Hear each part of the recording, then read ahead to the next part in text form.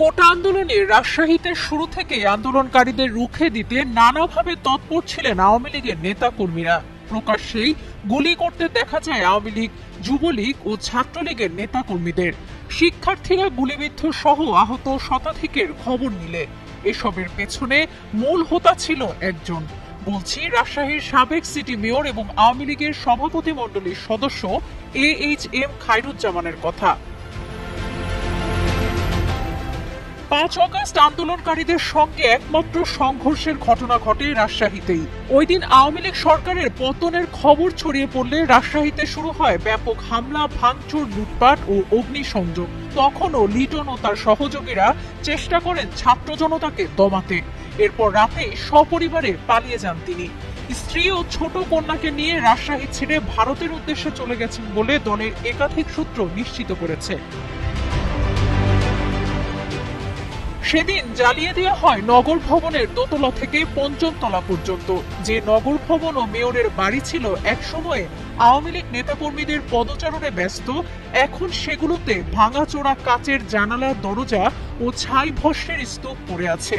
হামলা ও অগ্নিসংযোগে মেয়রের বাড়িটি পরিণত হয়েছে যেন জরাজীর্ণ এক ভুতুড়ে বাড়িতে।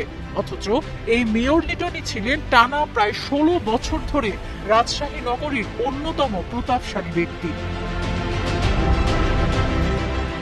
গত বছরের জুনে টানা দ্বিতীয় মেয়াদে রাজশাহী সিটি কর্পোরেশনের মেয়র নির্বাচিত হয়েছিলেন লিটন। এর আগে ২০০৮ থেকে ২০১৩ সাল মেয়াদে মেয়র নির্বাচিত হন। মাঝে একবার মেয়র নির্বাচিত না হতে পারলেও গোটা শহরের নিয়ন্ত্রক তিনি একাই ছিলেন। ওই সময় বিএনপির নেতা মোসাদ্দেক হোসেন বুলবুল মেয়র থাকলেও আওয়ামী লীগ সরকারের অসহযোগিতা ও লিটনের বিরোধিতার কারণে তৎকালীন মেয়র বুলবুল ছিলেন কোণঠাসা।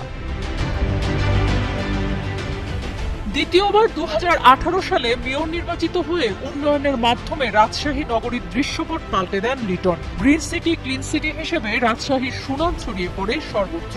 পাশাপাশি লিটনের প্রভাব প্রতিপত্তিও বেড়ে যায়। কিন্তু তৃতীয় মেয়াদে গত বছর মেয়র নির্বাচিত হওয়ার পর থেকে নানা আলোচনা সমালোচনার জন্ম দিতে থাকে মেয়র লিটনকে ঘিরে। দলের মধ্যেই লিটনকে ঘিরে গড়ে ওঠে একটি আলাদা পক্ষ। মেয়র লিটনের বাড়ির বর্তমান অবস্থা হলো, যে বাড়িটি এক সময় সার্বক্ষণিক পুলিশ পাহারায় নিরাপত্তা বেষ্টনীর জাল বিছানো ছিল, এখন সেখানে একটি দরজাও অবশিষ্ট নেই।